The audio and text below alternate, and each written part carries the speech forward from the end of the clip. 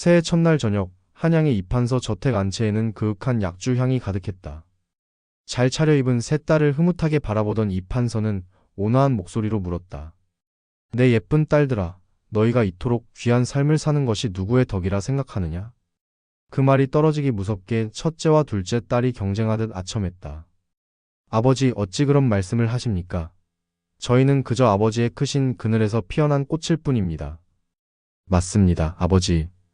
아버지 없이는 저희는 길가에 꺾인 들풀과 다를 바 없습니다. 이판서의 얼굴에 흡족한 미소가 번졌다. 그의 시선이 방 한켠에 말없이 앉아있는 막내딸 서혜에게로 향했다.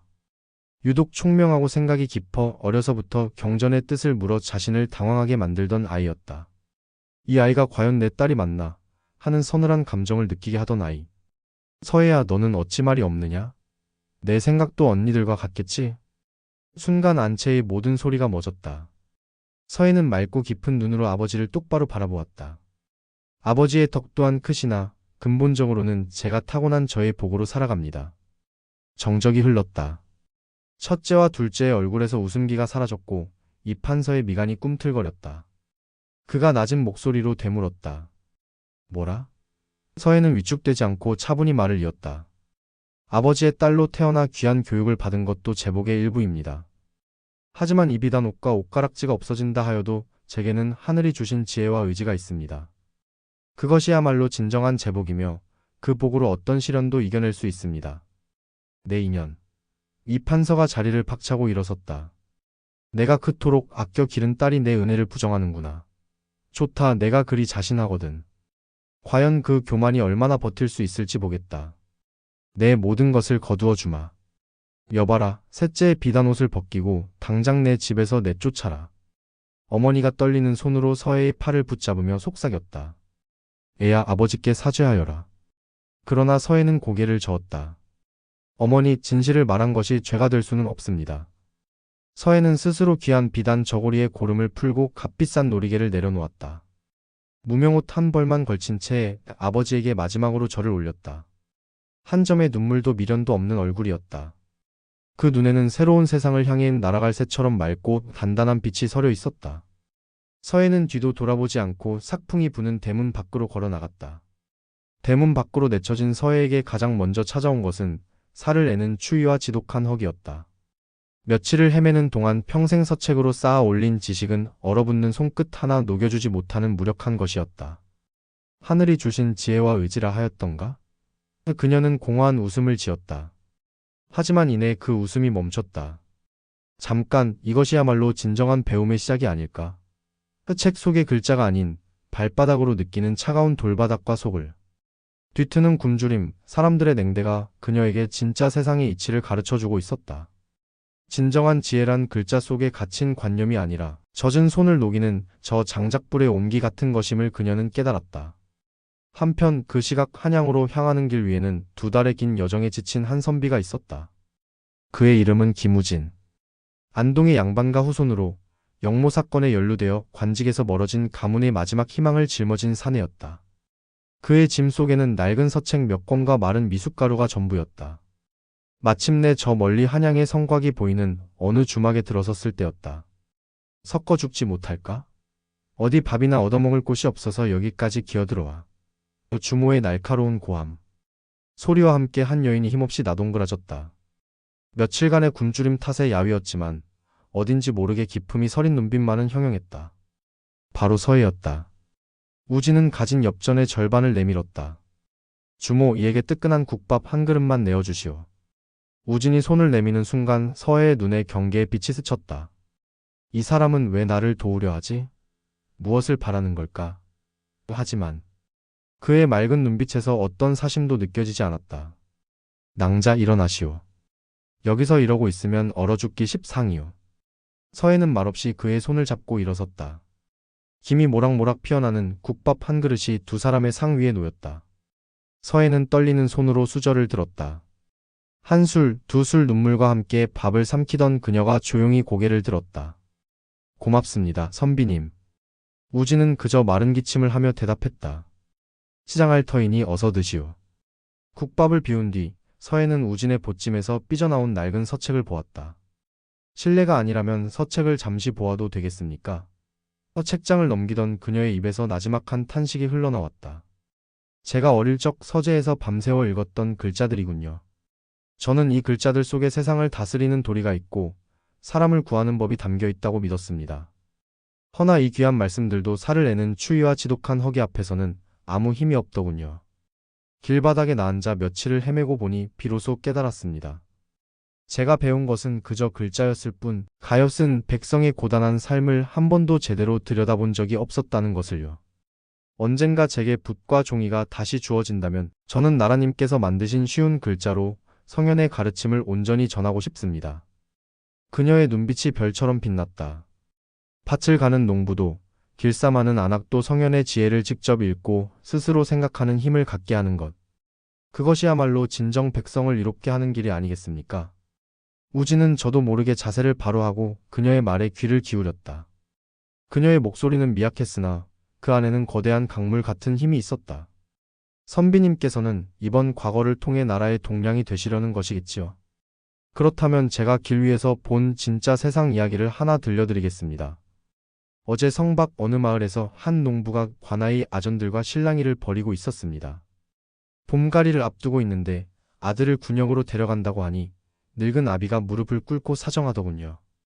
아들 없이는 올해 농사를 망칠 수밖에 없다고 말입니다. 경전 속에서는 결코 충돌하지 않던 두 가치, 즉 농사와 징병이 백성의 삶 속에서는 서로를 해치는 비극이 되는 것입니다. 선비님, 만일 임금께서 이 두 문제를 조화롭게 해결할 방책을 논하라 하신다면 어떻게 답하시겠습니까? 우진의 동공이 세차게 흔들렸다.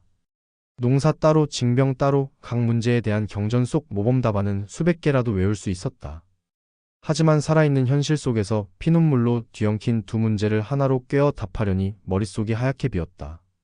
한참을 고민하던 우진이 부끄러운 얼굴로 되물었다. 처자께서는 그 답을 알고 계시오?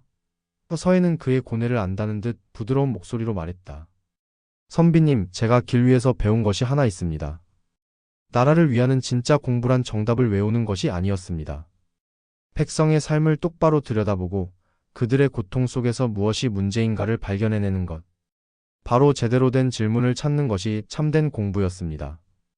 제대로 된 질문을 품을 수 있을 때 비로소 성현의 가르침은 죽은 글자가 아니라 살아있는 답이 되어줄 것입니다.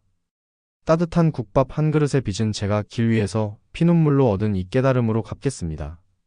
서해는 깊이 고개를 숙여 예를 표하고는 미련 없이 주막을 나섰다. 우진은 한참 동안 그 자리에 못 박힌 듯 앉아 있었다. 제대로 된 질문을 찾는 힘.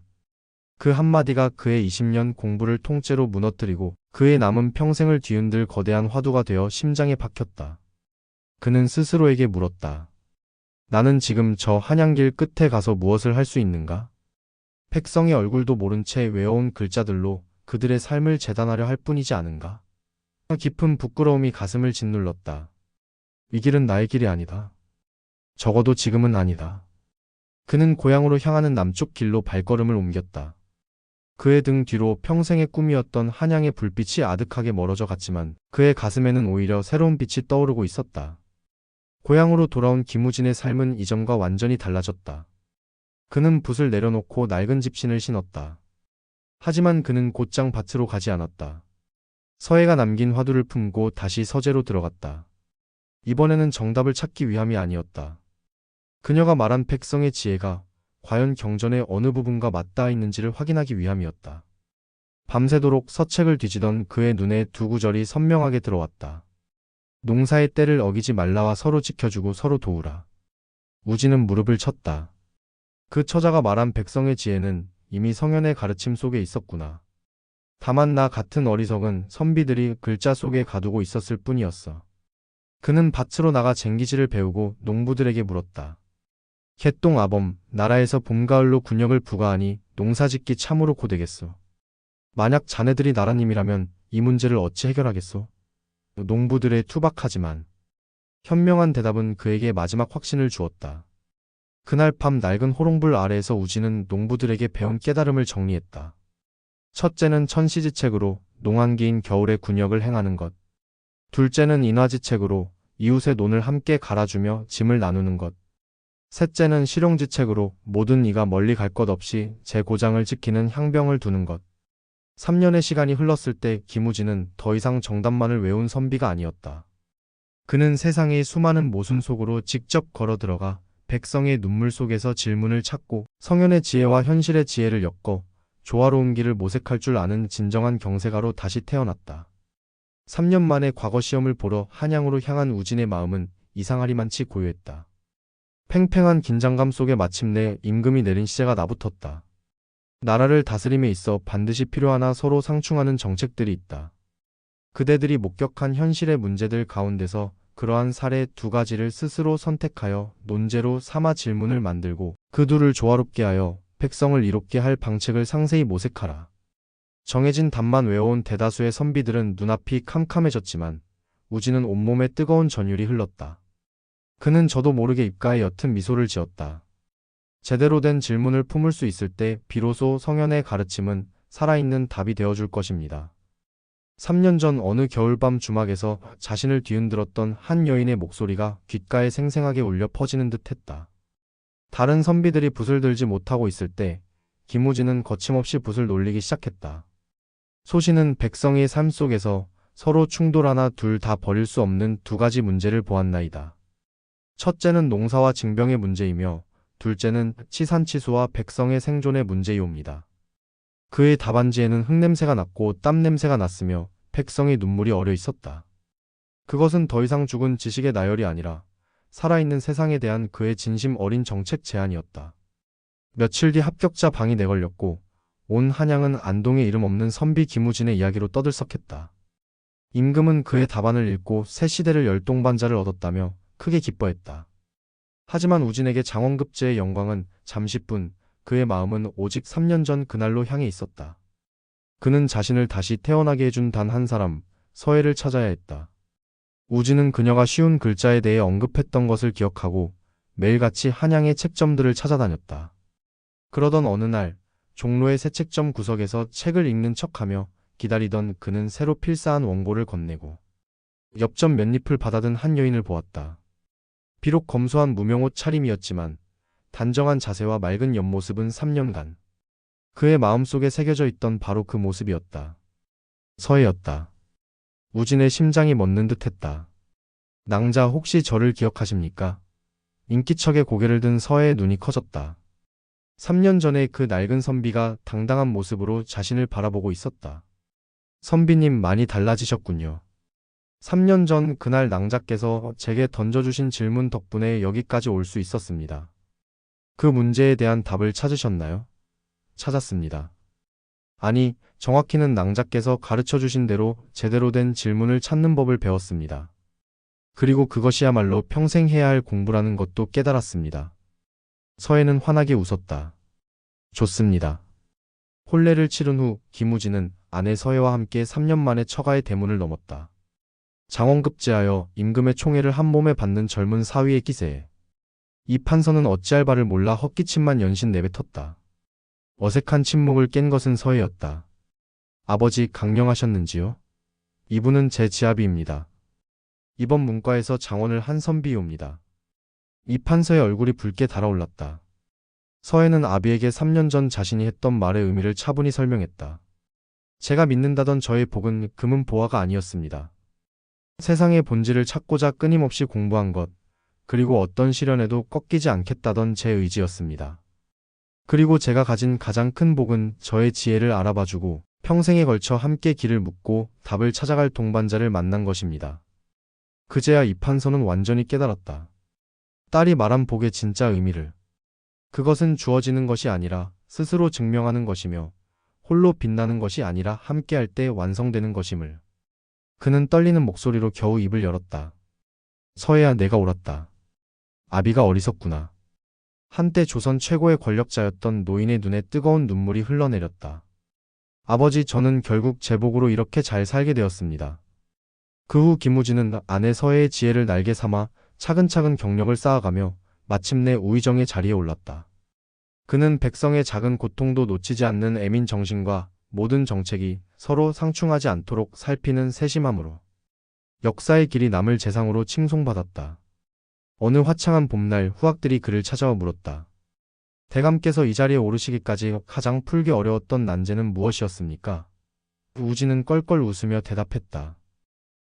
그 어떤 국정의 중대사보다도 밤마다 집에 돌아가면 안 사람이 던지는 질문에 답하는 것이 가장 어렵고도 즐거운 일이었다오. 그 모습은 근엄한 재상의 모습이 아니라 여전히 아내를 끔찍이 아끼는 한 사내의 모습이었다.